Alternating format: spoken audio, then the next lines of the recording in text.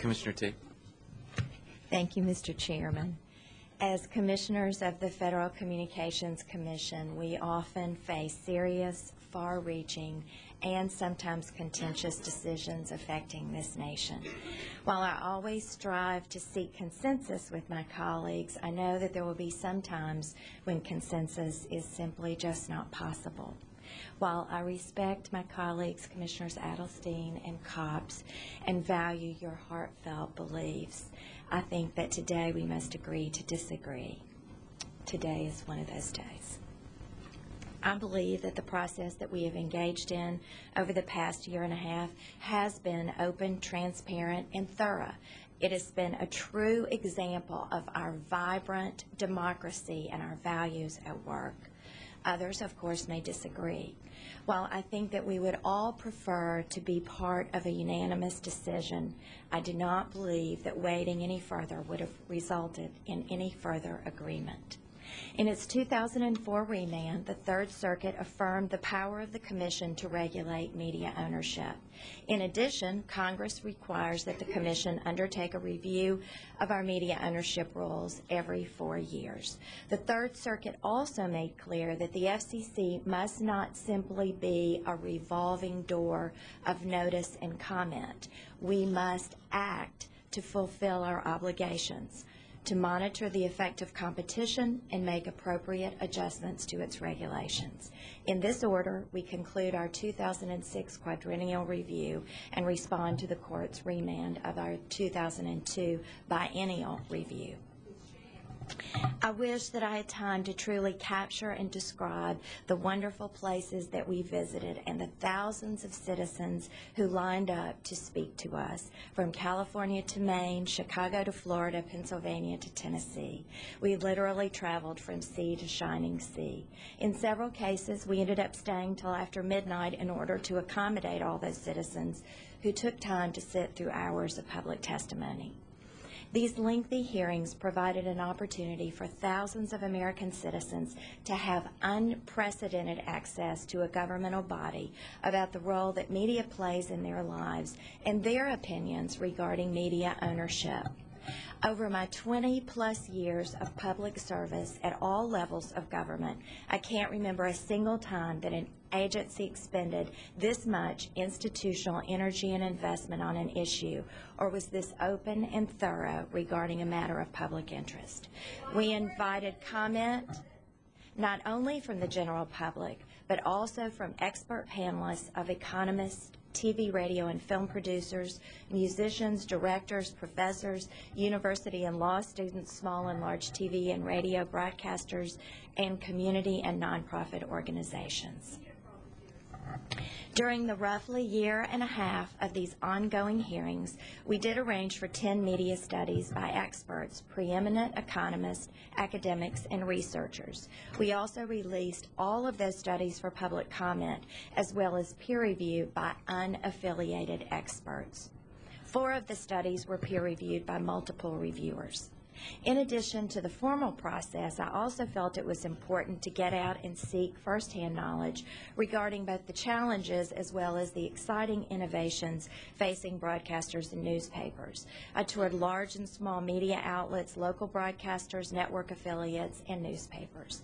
In addition, I spent time hearing from consumer organizations such as the Media Access Project and the Consumer Federation of America, students, as well as some of our nation's most knowledgeable professors and members of Congress. Throughout the process, I was struck by the ongoing dramatic changes in how Americans use the media to receive news, information, and entertainment.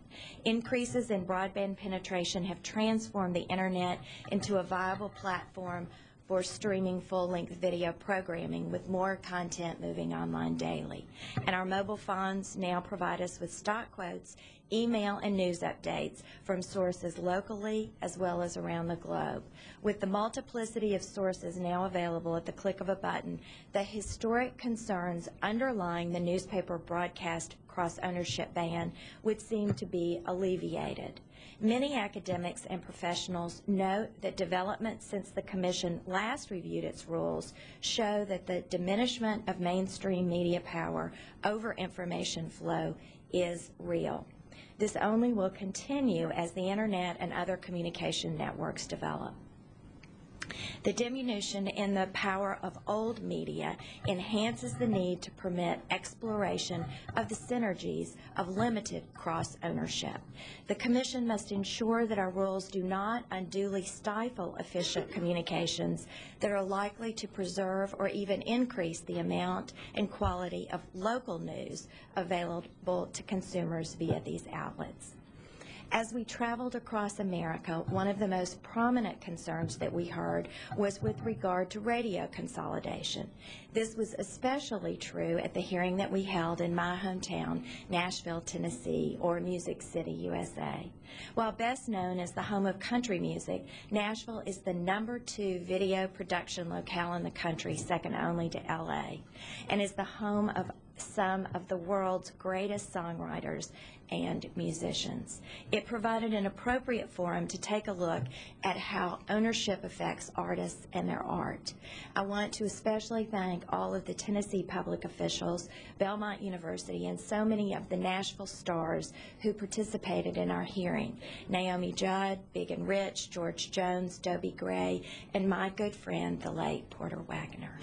We listened and heard from you and your many fans as well who opposed further radio consolidation, and today we retain the current radio ownership limits.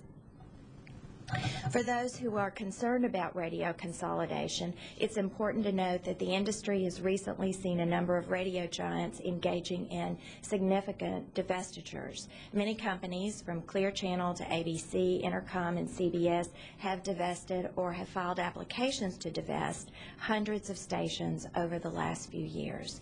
This is a good example of the marketplace working. In addition, many of the stations that were spun off were made available to new owners through capital supplied by the former ones. This will hopefully result in additional women and minority owners, a good thing for them and a good thing for America. In addition to radio ownership, the other concern that stands out most in my mind is the content provided by today's media outlets. From concerns about the pervasive impact that media has on our children, to the lack of diversity of program, to the negativity of news coverage in general. Some commenters took issue with a specific local station. To those citizens, I commend to you our website, www.fcc.gov, where you can file complaints easily regarding a broadcaster who may not be fulfilling their public interest obligation, or if you believe that they violated other commission regulations.